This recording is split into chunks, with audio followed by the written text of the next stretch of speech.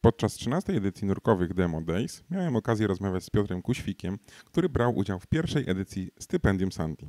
Piotrek opowiedział mi o wyprawie z ekipą Baltic Tech, zajęciach w komorze hiperbarycznej, nurkowaniu w wielu ciekawych miejscach oraz zajęciach teoretycznych, jakie były realizowane w ramach programu. Posłuchajcie przygód Piotrka, który lubił narciarstwo, a teraz zakochał się w nurkowaniu. Podcast z podwody. Rozmowy o nurkowaniu, sprzęcie i eventach nurkowych. Kieruj się pod wodę. Cześć Piotrek. Cześć, witam Cię serdecznie. Cześć, powiedz mi, gdzie ostatnio nurkowałeś? Takie pytanie rozgrzewkowe. Ostatnio miałem urodzinowe nurki, ale to był tylko taki króciutki nurek na jeziorze Ińsko, ale tydzień wcześniej mieliśmy super wyprawę z ekipą Baltic Tech. Pływaliśmy na morzu i szukaliśmy wraków i również nurkowaliśmy na wrakach. No i właśnie tego Ci zazdroszczę. Rozumiem. To porozmawiamy sobie być może od historii, jak od nienurkującego człowieka trafiłeś sobie na wyprawę z Baltic Techem, więc jak zaczęła się w ogóle Twoja przygoda z nurkowaniem? No to jest dosyć ciekawa historia, mianowicie w naszym zespole postanowiłem zrobić taki wyjazd integracyjny. I na tym wyjeździe integracyjnym był mój kolega, który ma uprawnienia instruktorskie. No i postanowiłem, że takim fajnym akcentem będzie właśnie próba zanurkowania. Kto miał ochotę, mógł zanurkować. Ja również to zrobiłem i od tego czasu po prostu wiedziałem, że jest to element, który stanie się moim hobby. I rzeczywiście tak się stało. Do dzisiaj pamiętam doskonale ten moment, kiedy byłem w wodzie, kiedy pierwszy raz nabrałem pełny wdech z automatu, ta cisza, no rzeczywiście chwila wyjątkowa. No i tak się zaczęło. Później w 3 miesiące zrobiłem OWD, chwilę, nie pamiętam, 2 czy 3 miesiące zaraz po tym AOWD. No i przyszło stypendium Santi, to znaczy było ogłoszenie. Ja również bardzo lubię nagrywać materiały, dużo filmów kręciłem z podwody, miałem bardzo dużo materiałów, wtedy też postanowiłem otworzyć swój własny kanał na YouTubie, który się nazywa Nur & Ski, bo również narciarstwo jest również taką drugą moją pasją, więc kanał poświęcony jest nurkowaniu i narciarstwu. I w tym czasie było już kilka filmów z podwody, no i pojawiło się ogłoszenie o stypendium Santi. No i wtedy ja jako krejzolski fizyk mówię, nagram materiał. I taka była decyzja. Bo jak rozumiem, na to stypendium Santi był jakiś, nie wiem, nabór, konkurs, jak to wyglądało? Tak, to był sama procedura naboru była dwuetapowa. Pierwszy etap to trzeba było nagrać krótki materiał, rolkę, którą trzeba było wrzucić na swoje własne social media. A następnie z grupy osób, no i oczywiście trzeba było wysłać zgłoszenie do Santi i z tych osób została wytypowana 10 kandydatów, którzy pojechali na Deep Spot i tam odbyły się ostateczne eliminacje, które wyłoniły 3 czy 3 kandydatów. Rozumiem, jakieś były, nie wiem, zawody? Kto dłużej pod wodą wytrzyma, czy co? Nie, to były niezwykle ciekawe takie zadania, które mieliśmy do wykonania. Pierwszym zadaniem było pływanie jako syrena w tym fantastycznym ogonie, także możecie sobie Państwo wyobrazić mnie pływającego w takim stroju. Masz zdjęcia z tego etapu? Tak. Są też zdjęcia robione przez pana Tomka Stachurę i ekipę Santi. Pod wodą był fotograf, także mamy piękne zdjęcia, które stamtąd są. Rzeczywiście ciekawe doświadczenie. Ja pierwszy raz miałem okazję spróbować czegoś takiego.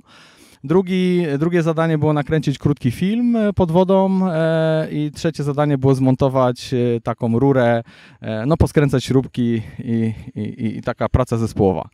Okej, to rozumiem, to były takie, nie wiem, zawody, eliminacje do bycia... Nie, to zupełnie nie były eliminacje. To była świetna zabawa. Ja się tak doskonale bawiłem, że kompletnie nie było żadnej rywalizacji. To jest niesłychane, że rzeczywiście ta 10, te osoby były fajnie ze sobą zgrane, wszyscy szybko złapali kontakt i było tak, fajnie, przyjemnie, bardzo komfortowo.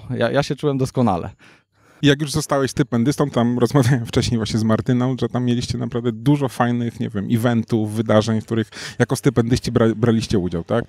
Tak, to jest oczywiście masa różnych aktywności przygotowanych przez Santi i partnerów, bo oczywiście tutaj trzeba powiedzieć, że również otrzymaliśmy pełen komplet sprzętu do nurkowania na rok czasu. Także zegarek Garmina, skrzydło Halcyona, automaty Halcyona, płetwy Sharka, maski, regulatory, prawda, też od Halcyona, skafander Awatara, ocieplacz, także pełen komplet nurkowy, także od tego czasu mieliśmy swój własny sprzęt do użytkowania przez rok czasu w ramach stypendium.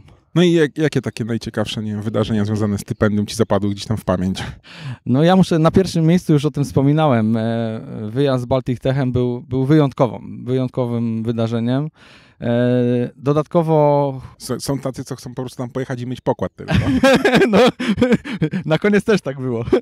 Pomagaliśmy również posprzątać łódkę, ale to był wyjątkowy wyjazd, nie tylko ze względu na nurkowanie, które oczywiście były fantastyczne i świetne, ale ta ekipa, te emocje, które tam nam towarzyszyły. Chłopacy szukali nowych wraków.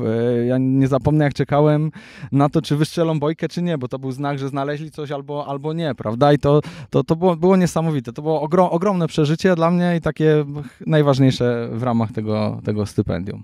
Czyli w ogóle, tak w sumie brałeś udział w takich wyjazdach ekspedycyjnych, tak? Szukaliście coś, co jeszcze nikt nie znalazł, nie? Tak, to było rzeczywiście niezwykłe doświadczenie. Ja przeżywałem to, jak ja bym tam był pod wodą i znalazłbym nowe wraki, czy nowe miejsca ciekawe do nurkowania. A udało ci się zanurkować na tym wyjeździe? Tak. Mieliśmy 3 w sumie nurkowania, także odwiedziliśmy 3 wraki na Bałtyku. Był to wrak okrętu podwodnego Malutka, był to delfin, taki drewniany wrak i groźny taki klasyk, który również zrobił na mnie ogromne wrażenie. Zresztą ja uwielbiam wraki. Czyli rozumiem, zakochałeś się we wrakach. Tak. Ja, że miałem okazję jeszcze wyjechać, ale to już prywatnie, ale dzięki temu, że miałem możliwość, miałem sprzęt, miałem cały wszystko, co jest potrzebne do nurkowania. Pojechałem do Chorwacji nurkować na wrakach i tam odwiedziłem pod wodą największy chyba wrak, to jest Baron Gausch, który tam jest zlokalizowany na 40 metrów. Robi ogromne wrażenie przy tej widoczności. Jego majestat szybko się ukazuje, także rzeczywiście to była też bardzo fajna przygoda.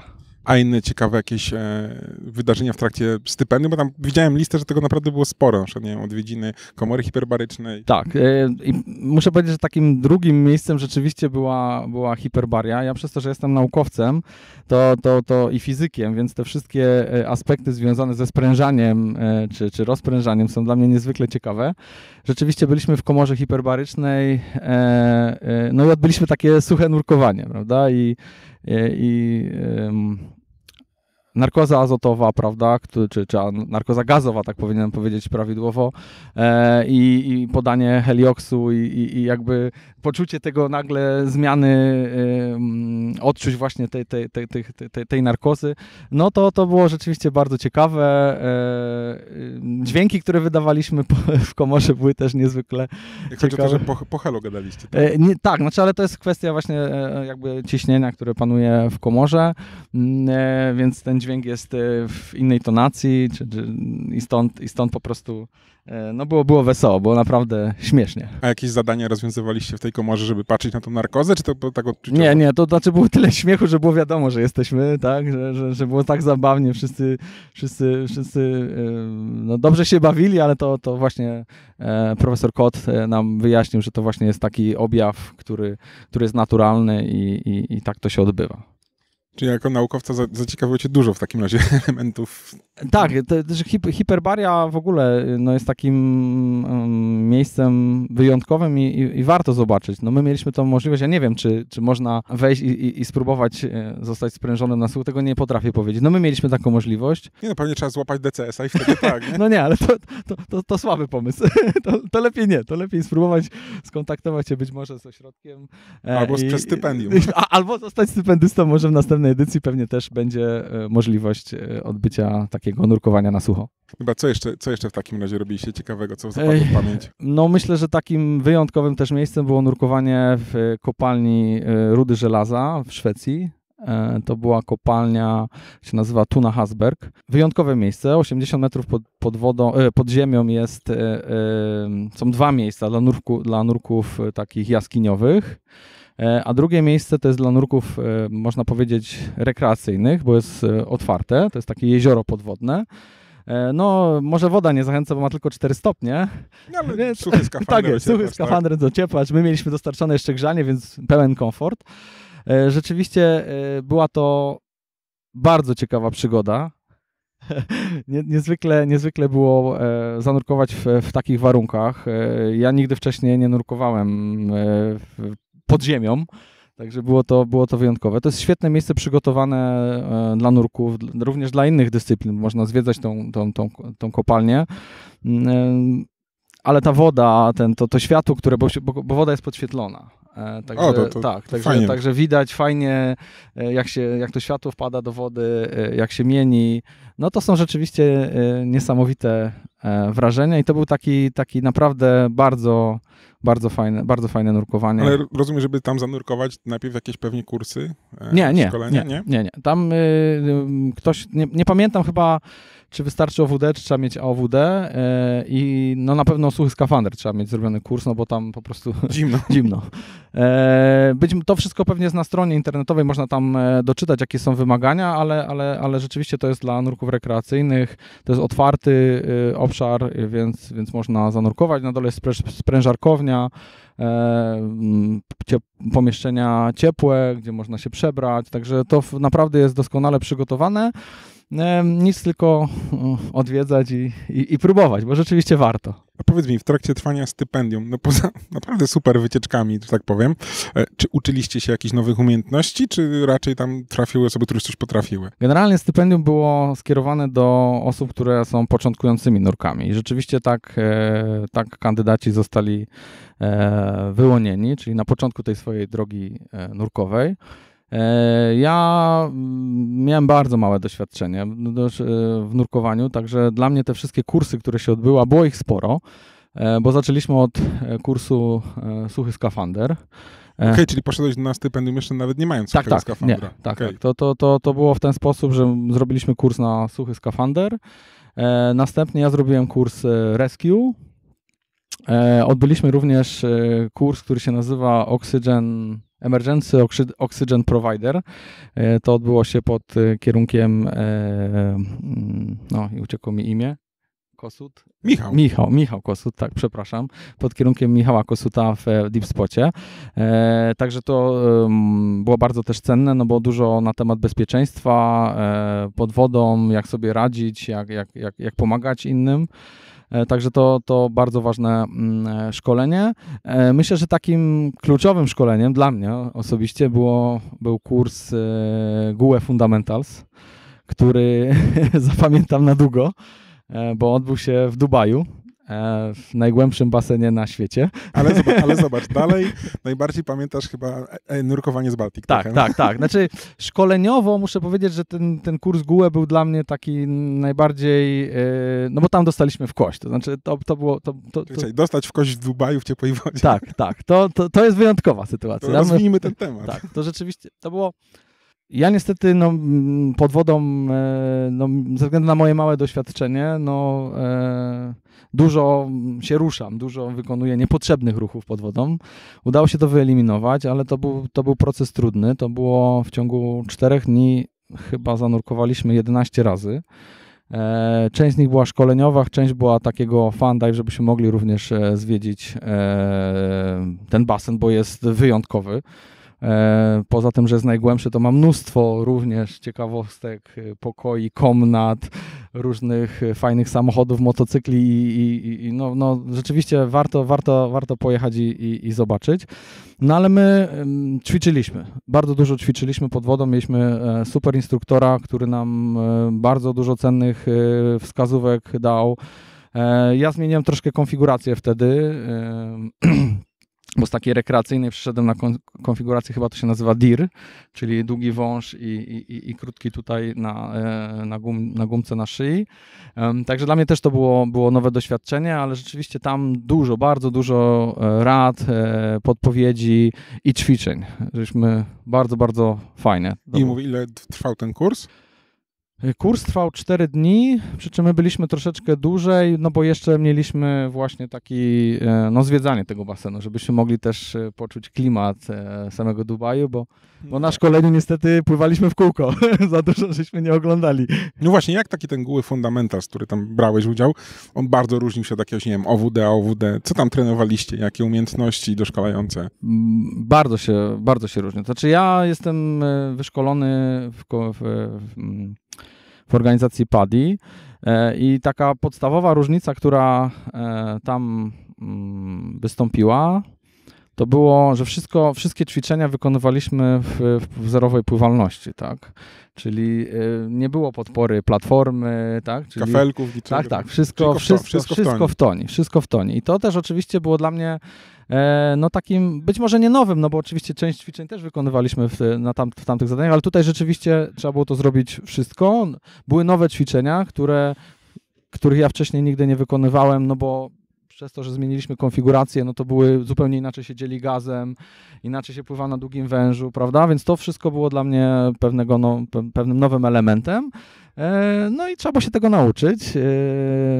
Puszczaliśmy również boje, wykonywaliśmy również zakręcanie, ćwiczyliśmy tak zwane S-drille, czyli sięganie do zaworów. Także to dużo ćwiczeń i dużo elementów. Rozumiem, wielokrotne powtórzenia. Aż do skutku. Także to było bardzo intensywne. Oczywiście też była teoria, prawda?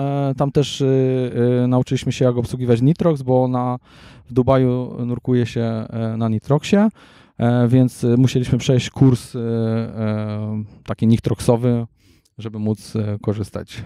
Ja pamiętam, jak rozmawiałem z Michurem na temat kursów side mountu, to on powiedział, że to jest kurs manualny generalnie. Uczysz się obsługiwać sprzęt swoimi dłońmi i wielokrotne powtórzenia. Tak, to tam było rzeczywiście, ja już pamiętam któregoś razu, jak pływaliśmy w kółko i ćwiczyliśmy, bo również technikę pływania, czyli żabka, prawda, taki crawl, czy mini żabka, to wszystko było trenowane i to bardzo dużo czasu nam zajmowało, żeby poprawić, żeby wyeliminować błędy. Instruktor nas nagrywał, pokazywał nam, co robimy źle, co należy poprawić, no i w ten sposób krok po kroku poprawialiśmy swoje umiejętności. I zadowolony jesteś, jak rozumiem. Tak, oczywiście. To był taki kurs, który bardzo dużo mi pomógł. Ja też mam dużo kłopotów z konsumpcją gazu, że tak powiem. I to jest rzecz, która bardzo mnie irytowała i to powodowało taką troszeczkę frustrację, że wchodziłem do wody i musiałem zabrać partnerowi czas, który jemu został pod wodą i to było dla mnie takim też elementem, który chciałem poprawić na tym kursie i zresztą o tym rozmawiałem z instruktorem.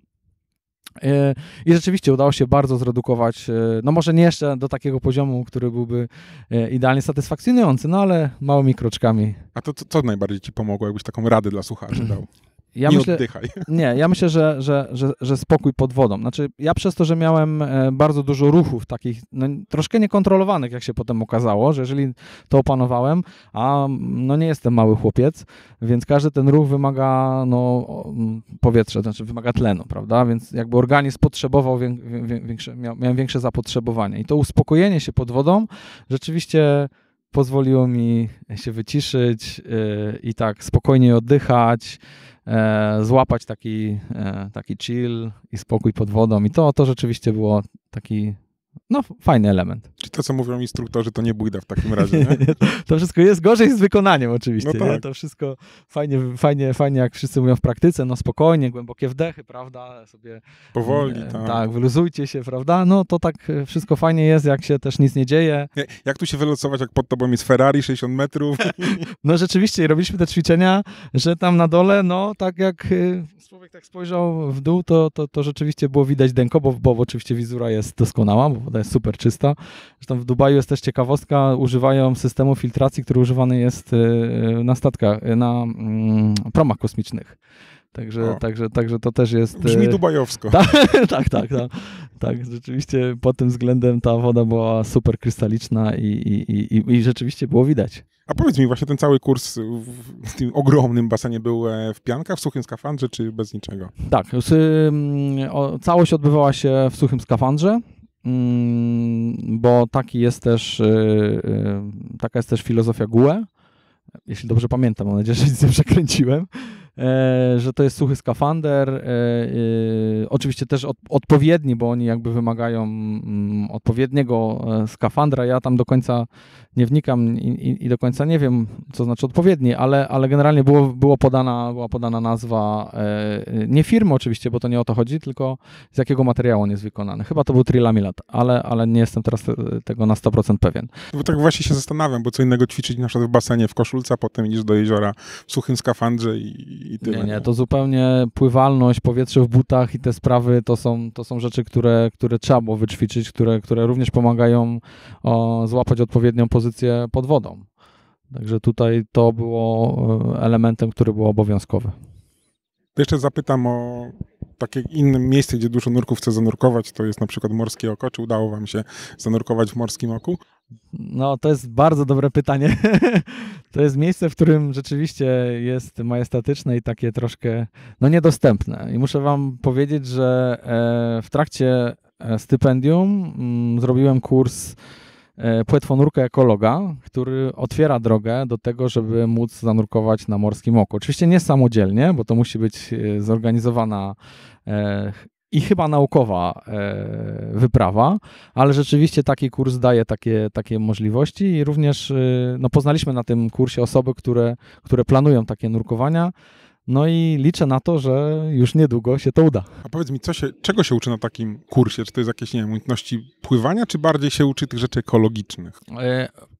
Uczy się technik pływania też, no bo oczywiście jeżeli pływamy i podniesiemy wszystko z dna, no to już za wiele nie możemy zebrać, albo badania są nieudane, więc tutaj oczywiście to jest element, który jest istotny, ale również jak te próbki pobrać, w jaki sposób wykonać odpowiednie ćwiczenia pod wodą. Ale również uczyliśmy się o chronionych gatunkach, o tym, co możemy znaleźć pod wodą. Czyli rozpoznawania żyjątek. Też, chociaż to było raczej takie na zasadzie, które są chronione, żebyśmy mieli świadomość tego, czy czasem nie wyciągniemy czegoś, czego nie powinniśmy wyciągnąć. Ja się śmieję, że przed kursem to było tak, ryba, Nemo, ryba, a po kursie już znasz ich nazwy, tak? Ja z tym mam trochę kłopotów jeszcze, ale generalnie tak. Znaczy, dużo było takich elementów, które mnie się wyjątkowo podobały, bo było też może słowo ekologia to jest takie trochę za szeroko, ale rzeczywiście o ochronie wód, w jaki sposób my tą wodę możemy zanieczyścić, co jest takim elementem, który powoduje, że woda kwitnie, a dla nurków oczywiście to nie jest pożądany efekt, bo wizura się psuje. Także te wszystkie elementy były omawiane na kursie takim teoretycznym, to on się odbył przed tą konferencją, a w trakcie konferencji mieliśmy 2 nurkowania naukowe, na których zbieraliśmy próbki, puszczaliśmy boje, ćwiczyliśmy, omawialiśmy również to, co zebraliśmy, czyli przesiewaliśmy, oglądaliśmy żyjątka, zwierzaczki, robaczki, które tam udało nam się wyłowić. W polskich jeziorach, tak? Tak, to było w Polsce. Teraz niestety nie pamiętam nazwy tego jeziora, ale rzeczywiście fajny taki kurs dla kogoś, kto już troszkę nurkuje i chce się dowiedzieć troszeczkę więcej, co pod tą wodą się znajduje, jak rejestrować, jak przeprowadzić badania, w jaki sposób zbierać próbki i jak to notować, jak rejestrować, prawda? No bo to też jest oczywiście, my wszyscy sobie wyobrażamy, że dzisiaj każdy ma kamerę i może nagrać i to jest tak, co za filozofia, nie? No właśnie, a to jest okazuje się bardzo potrzebne, bo można znaleźć gatunki czy różnego rodzaju roślinność, która rzeczywiście jak się pojawia, no to oznacza dla osób, które badają dany zbiornik, niesie ze sobą ważną informację. Super. Powiedz mi, co jeszcze takiego robiliście ciekawego wokół całego tego stypendium? Coś, co ci zapadło oczywiście w pamięć, nie? Bo pewnie... Tak, jeszcze było bardzo ciekawy wyjazd był do Finlandii, gdzie pojechaliśmy do stacji badawczej. To było nad Bałtykiem i ta stacja badawcza prowadziła badania morza, ale wszystkich elementów, które się z tym wiążą. I tam też wykonywaliśmy ćwiczenia nurkowe, pływaliśmy w masce pełnotwarzowej. A to też zupełnie inne doświadczenie. Tak, pewnie. no muszę powiedzieć, dla mnie to na początku pierwszy dzień ćwiczyliśmy na basenie, w ogóle, żeby poznać technikę,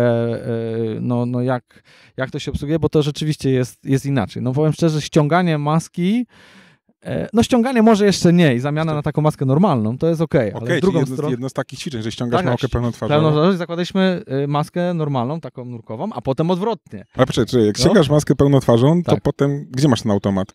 No automat drugi jest zapasowy, tak, to my ściągamy, wkładamy automat, żeby móc oddychać, w tym czasie sięgamy po maskę, zakładamy maskę.